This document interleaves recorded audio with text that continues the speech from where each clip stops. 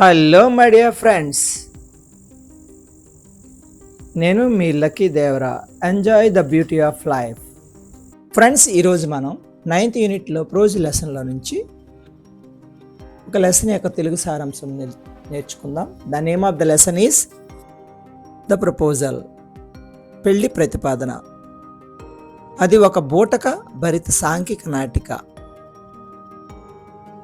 వారందరూ భూస్వాములు. ఆ పనిలో మనుషుల బలహీనతలను, మోసపూరిత స్వభావాన్ని బహిర్గతం చేస్తుంది. మానవ సంబంధాలన్నీ డబ్బుల సంబంధాలే అనే విషయాన్ని నిరూపిస్తుంది. నాటిక పాఠకులకు వినోదాన్ని, విజ్ఞానాన్ని అందిస్తుంది. కథ మామూలుదే. The proposal. పాత్రలు కేవలం 3. లోమౌ, పెళ్లి ప్రపోజల్ చేస్తున్నటువంటి వ్యక్తి. నటాలియా, పెళ్లి ప్రతిపాదన అందుకునే యువతి. చుబ్కోవ్, నటాలియా తండ్రి.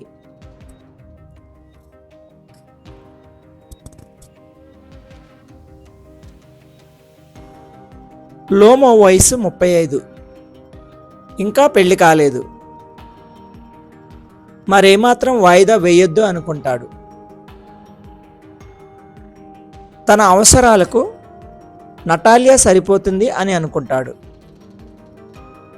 నటాలియాకు కూడా లోమోను పెళ్లి చేసుకోవడం ఇష్టమే. వాళ్ళు పరస్పర ఆసక్తులకు, ఇష్టానికి మూల కారణం వారి యొక్క ఆస్తులు, వారి మనసులైతే కాదు. లోమో అసాధారణంగా లాంఛనప్రాయ దుస్తులతో చుబుకోవ్ ఇంటికి వస్తాడు. అతి వినయం ప్రదర్శిస్తాడు.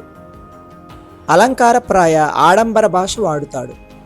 సహాయం అర్థిస్తాడు. డొంక తిరుగుడుగా మాట్లాడతాడు. ఎట్టకేలకు నటాలియాను పెళ్లి చేసుకోవాలనే కోరికను వ్యక్తీకరిస్తాడు. ఇక చుబుకోవ్ లోమో పట్ల ప్రేమను నటించడంలో లోమోను దాటిపోతాడు. అతని ప్రతిపాదనను ఆమోదిస్తాడు. అయితే నటాలియా అంగీకారం కావాలంటాడు.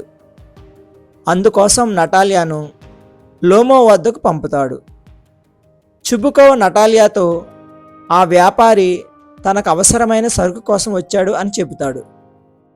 నటాలియాకు విషయం అర్థం కాలేదు. లోమోను కలుసుకుంటుంది. అతని సాంప్రదాయ లాంఛనప్రాయ దుస్తులను చూసి ఆశ్చర్యపోతుంది.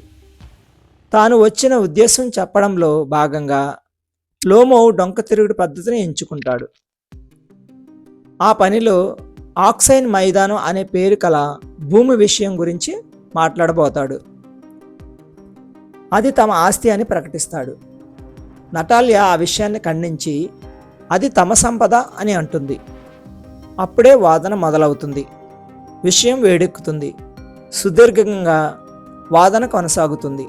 ఆరోపణలు, ప్రత్యారోపణలు, దూషణాలు వెల్లువెత్తుతాయి. చుబుకోవ్ రంగప్రవేశం చేస్తాడు. విషయం మరింత జటిలం అవుతుంది. భావోద్వేగాలు విజృంభిస్తాయి. నిగ్రహం కోల్పోతారు. లోమో గుండె నొప్పి అంటాడు. క్షణిక ఆవేశంలో వారి ఇంటి నుంచి వెళ్ళిపోతాడు. అప్పుడు చుబుకోవ్ నటాలియాతో లోమో ఆమెతో పెళ్లి ప్రతిపాదన చేశాడని చెబుతాడు. ఆ విషయం తనకు ముందు ఎందుకు చెప్పలేదని నటాలియా తండ్రిని నిందిస్తుంది. పిచ్చి పట్టిన దాని వలె తీవ్ర ఆవేశంతో లోమోని మళ్ళీ తీసుకురమ్మని తండ్రిని అడుగుతుంది. బిడ్డ ఆజ్ఞను ఆయన అమలు చేస్తాడు. లోమో తిరిగి వస్తాడు. చుబుకోవ్ ఆ గది వదిలి వెళ్ళిపోతాడు. ఇప్పుడు కూడా వారు పెళ్లి ప్రపోజల్ విషయం మాట్లాడరు. వారి కుక్కల గొప్పతనం గురించి మళ్ళీ వాదించుకోవడం మొదలు పెడతారు.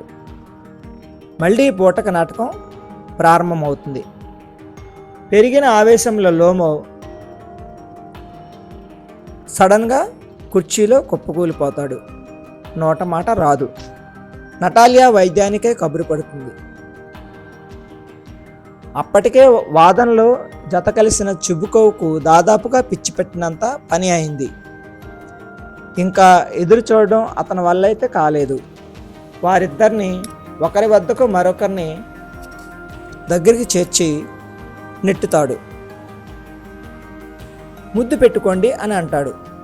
అంతటితో వారి పెళ్ళి అయ్యిందని ప్రకటిస్తాడు. నాటిక ఆకస్మికంగా ముగుస్తుంది. వారి పెళ్లి వేడుక కూడా అంతే వేగంగా ముగుస్తుంది. ఫ్రెండ్స్, విన్నారు కదండి, that is the summary of the lesson, the proposal.